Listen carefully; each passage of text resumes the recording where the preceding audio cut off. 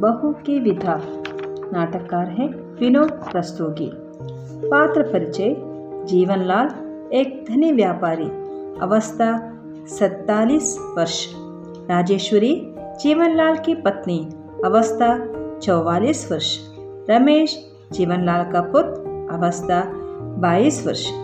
कमला रमेश की पत्नी, अवस्था 19 वर्ष। प्रमोद कमला का भाई, अवस्था 23 वर्ष। कमरा आधुनिक ढंग से सजा है। यथास्थान कांच का सेट और छोटी मेज है। सामने का द्वार अंदर और बाई ओर का बाहर जाने के लिए है। दोनों पर पर्दे पड़े हैं। दाहिनी ओर की खिड़की खुली है।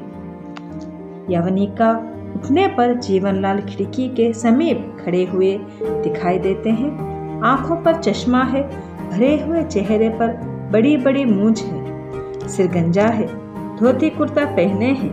प्रमोद उसे कुछ हटकर विनम्र भाव से खड़ा है। वह पैंट और बूशर्ट पहने हैं। प्रमोद आगे बढ़कर धीमे स्वर में: क्या निर्णय किया आपने? जीवनलाल: मैं साफ साफ कह चुका हूं, प्रमोद की विदाई नहीं होगी। प्रमोद: किंतु जरा सोचिए तो, यदि आपने विदा नहीं की तो बहन की क्या दशा होगी? हर लड़की पहला सावन अपनी सखी सहेलियों के साथ हंस खेलकर बिताने के सपने देखती है। इसके अतिरिक्त यदि मैं अकेले ही गया तो माँ का हृदय भी टूट जाएगा। जीवनलाल: मैं मजबूर हूँ, और ऐसा ही था तो दहेज पूरा क्यों नहीं दिया? प्रमोद दीन स्वर में: अपने सामर्थ्य के अनुसार जितना भी हो सका हमने दे दिया। फिर भी। जीवनलाल: अगर तुम्हारी सामर्थ्य कम थी तो अपनी बराबरी का ही घर देखते। झोपड़ी में रहकर महल से नाता क्यों जोड़ा? देना तो दूर, बारात की खातिर भी ठीक से नहीं की गई। कठोर स्वर में: मेरे नाम पर जो धब्बा लगा, मेरी शान को जो ठेस पहुंची, भाई बंधुओं में जो हंसी हुई, उस करारी चोट का घाव आज भी हरा है। जाओ कह देना जाकर अपनी माँ से कि अगर बेटी को विदा करना चाहती है तो पहले उस घाव के लिए मरहम भेजे। प्रमोद: आप इस समय तो विदा कर दे, हम आपकी मांग पूरी करने की भरसर चेष्टा करेंगे। जीवनलाल: मैंने दुनिया देखी है, ये बाल धूप में सफ़ेद नहीं हुए हैं, और तुम कल के छोकरे मुझे बेवकूफ़ बनाना चाहते हो। मेरा फैसला आखिरी है। विदाई तभी होगी जब 5,000 रुपये नकद दाहिना हाथ आगे करके इस हाथ पर रख देंगे। प्रमोद: यह तो सरासर अन्याय है। शिकायत आपको हमसे है। उस भोली भाली लड़की ने आपका क्या बिगाड़ा है जो विदा न करके आप उससे बदला ले रहे हैं? यदि रमेश बाबू होते तो? जीवनलाल: तो वह क्या कर लेता? मेरे सामने मुंह खोलने की हिम्मत नहीं है उसमें।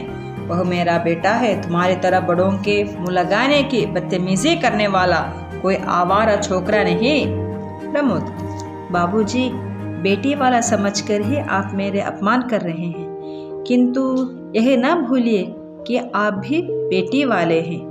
जीवनलाल: मगर तुम्हारी तरह नहीं। पिछले महीने हमने भी अपनी बेटी गौरी की शादी की है। वह खातिरदारी की कि बारात वाले दंग रह गए। इतना दहेज दिया कि मोहल्ले टोले वालों ने दांतों तले उंगली दबा ली।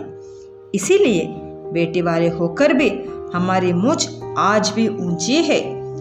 रमेश गया है गौरी को विदा कराने। घंटे भर में ही तुम्हारे सामने ही उसे लेकर आ जाएगा। मेरी बेटी पहले सावन यहीं बिताएगी। तुम्हारी बहन के सपने कभी पूरा नहीं होंगे, और उसके सपनों के खून का दाग तुम्हारी माँ के आंचल पर होगा, समझे?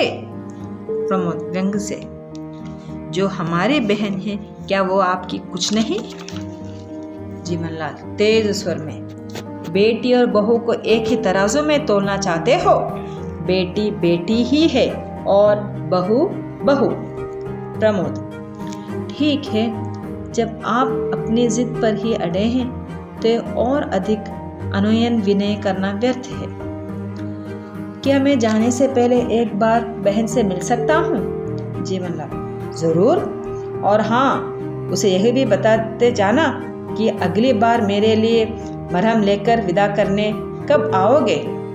और सुनती हो, जरा बहू को भेज दो अपने भाई से मिल ले आकर। स्वाभाविक स्वर में, मैं जाकर बाहर लॉन में बैठता हूँ। द्वार की ओर बढ़ते हैं। द्वार का पर्दा हटाते हुए मुड़कर, गौरी के लिए नई झूला डलवा रहा हूँ लॉन में। जीवनलाल का प्रस्थान।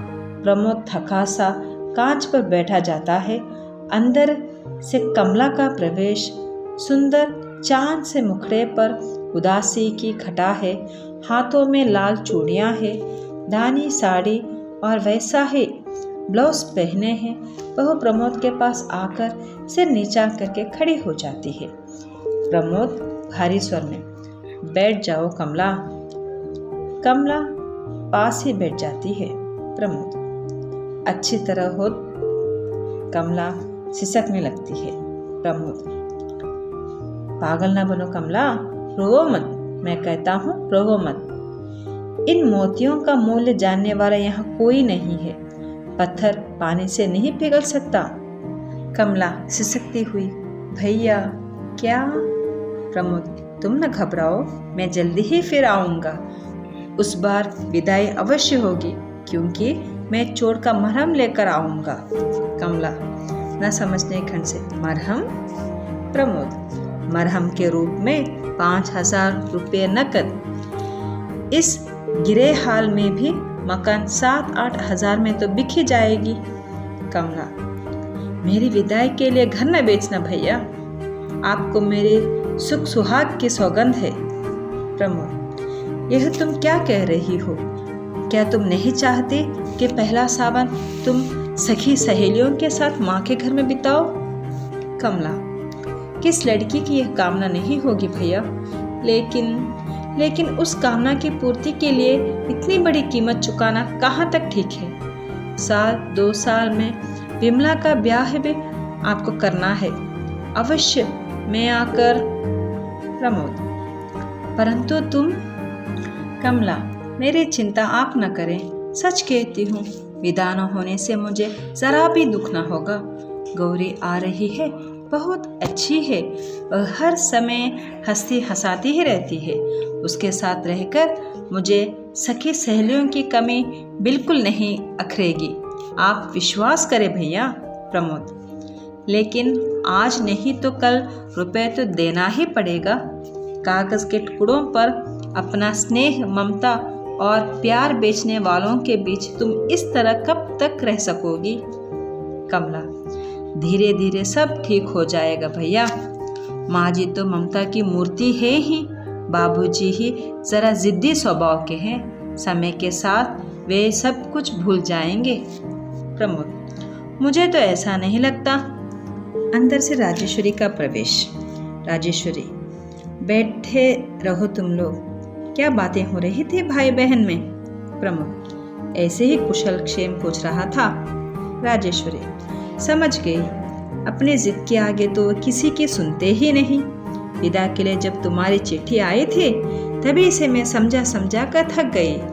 क्या कहा उन्होंने तुमसे? प्रमोद मौन रहता है। राजेश्वरी, मुझसे शर्म कैसी, मेरे लिए जैसा रमेश है वैसे ही तुम। बोलो कितना रुपए चाहते हैं वे? प्रमोद घबराकर, जी रुपए की तो कोई बात नहीं हुई, वे तो। राजेश्वरी बीच ही में, माँ से झूठ बोलते हो, बोलो बेटा कितने रुपए लेकर वे विदा करने को तैयार हैं? प्रमोद धीमे और उदास स्वर में, 5,000। राजेश्वरी, बस मैं देती हूँ तुम्हें रुपए। उनके मुंह पर मार कर कहना कि यह लो कागज के रंग बिरंगे टुकड़े जिन्हें तुम आदमी से भी ज्यादा प्यार करते हो। प्रमोद, ठहरिए माँ जी, मुझे रुपए नहीं चाहिए, मैं विदा कराए बिना ही जा रहा हूँ, अभी इसी क्षण। राजेश्वरी, यह क्या कह रहे हो बेटा? मेरे रहते विदा ना हो, यह कभी नहीं हो सकता। मैं माँ हूँ, माँ के दिल को समझती हूँ। जिस तरह उतावली होकर मैं गौरी की राह देख रही हूँ, उसी तरह तुम्हारी माँ भी कमला की राह देख रही होगी। नहीं, विदा जरूर रखोगी, तुम अकेले नहीं जाओगे। कमरे में कुंजियों का गुच्छा निकालकर कमला की ओर बढ़ाती है। जा बेटी, तिजोरी से 5,000 रुपए निकाल ला। कमला उठकर माँ जी कहती है और फिर सिसकने लगती है। राजेश्वरी उसे मेरी बेटी कहकर हृदय से लगा लेती है। प्रमोद खिड़की के पास जाकर खड़ा हो जाता है। तभी जीवनलाल आते हैं। जीवनलाल, अरे सुनती हो, गौरी के आने का वक्त हो गया है और तुमने अभी तक स्वागत की कोई तैयारी ही नहीं की। राजेश्वरी कमला से, जा बेटी तू अंदर जा। जीवनलाल, अरे तुम यहाँ खड़ी हो, जरा तैयारी करो स्वागत की। जरा यही पे देखने की नाक वाले अपनी बेटी का स्वागत कैसे करते हैं। राजेश्वरी, गालियों के अलावा कभी सीधी तरह बोलना भी आता है तुम्हें? जब देखो भंडगी बातें। जीवनलाल, इसमें कौन सी गाली दे दी मैंने? राजेश्वरी, तुम समझते हो कि दुनिया में एक तुम ही नाक वाले हो और सब नाकटे हैं? जीवनलाल, तुम्हें तो मेरी हर बात में बुराई ही दिखाई देती है। प्रमोद, अच्छा तुम्हें बताओ, मैंने कोई बुरा बात कही है? प्रमोद धीमे स्वर में, ठीक ही कहा है आपने। आज के युग में पैसा ही नाक है और वही मूंछ है। जिसके पास पैसा नहीं, वह नाक मूंछ वाला होते हुए भी नाकटा और मूंछा कटा है। जीवनलाल, आ गई मेरी गौरी। राजेश्वरी से, अरे खड़ी क्या हो, अंदर जाकर मिठाई का थाल ले आओ। राजेश्वरी उसी प्रकार खड़ी रहती है। उसकी दृष्टि बाहर वाले द्वार की ओर है। प्रमोद भी उधर ही देख रहा है। अंदर वाले द्वार के पीछे कमला खड़ी है। बाहर से केवल उसका हाथ दिखाई दे रहा है। जीवनलाल बाहर द्वार की ओर बढ़ते हैं। बाहर से रमेश का प्रवेश। वह कमीज पैंट पहने है, हाथ में छोटी अटोची है। मुद्रा उदास है। अटोची फर्श पर रखकर वह नत सिर होकर खड़ा हो जाता है। जीवनलाल घबराकर, गौरी कहाँ है? रमेश धीमे स्वर में, उन्होंने विदाई नहीं की बाबूजी, कह रहे थे कि दहेज पूरा नहीं दिया गया। जीवनलाल बिगड़कर, पूरा नहीं दिया गया? हमने तो जीवन भर की कमाई दे दी और उनकी नजर में वह पूरा नहीं है, लोभी कहीं के। राजेश्वरी तीखे स्वर में, उन्हें क्या भला बुरा कह रहे हो? बेटी वाले चाहे अपना घर द्वार बेचकर दे दे, पर बेटे वालों की नाक बहुत सिकुड़ी रहती है। अपनी ही ले लो ना, क्या कमी है बहू की दहेज में? मगर तुम हो कि। जीवनलाल बीच में ही क्रोध होकर, चुप रहो तुम। मेरी बेटी को विदा न करके उन्होंने मेरा अपमान किया है। मैं राजेश्वरी, तुम भी तो दूसरी बेटी को विदा न करके किसी का अपमान कर रहे हो। अब भी समझो, जो व्यवहार तुम अपनी बेटी के लिए दूसरों से चाहते हो, वही दूसरे की बेटी को भी दो। तुम बहू और बेटी को जब तक एक सा नहीं समझोगे, तब तक ना तुम्हें सुख मिलेगा न शांति। जीवनलाल बेचैनी से इधर उधर टहलते हैं। प्रमोद जाकर रमेश के पास खड़ा हो जाता है। जीवनलाल, बहू और बेटी, बेटी और बहू, अजीब उलझन है, कुछ समझ में नहीं आता। राजेश्वरी, और हर बेटे वाले यह याद रखे कि वह बेटी वाला भी है, तो सभी उलझन सुलझती जाएं। जीवनलाल, ठीक कहती हो, शायद तुम ठीक कहती हो।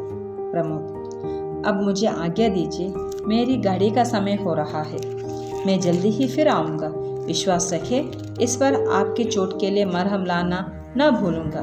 जीवनलाल दुखी स्वर में, ठहरो प्रमोद, मुझे और लज्जित ना करो। मेरी चोट का इलाज बेटी के ससुराल वालों ने दूसरी चोट से कर दिया है। प्रमोद आश्चर्य से, बाबूजी? जीवनलाल, कभी कभी चोट भी मरहम का काम कर जाती है प्रमोद। राजेश्वरी की ओर मुड़कर, अरे खड़ी खड़ी मेरा मुंह क्या देख रही हो? अंदर जाकर तैयारी करो, बहू की विदा नहीं करनी है क्या?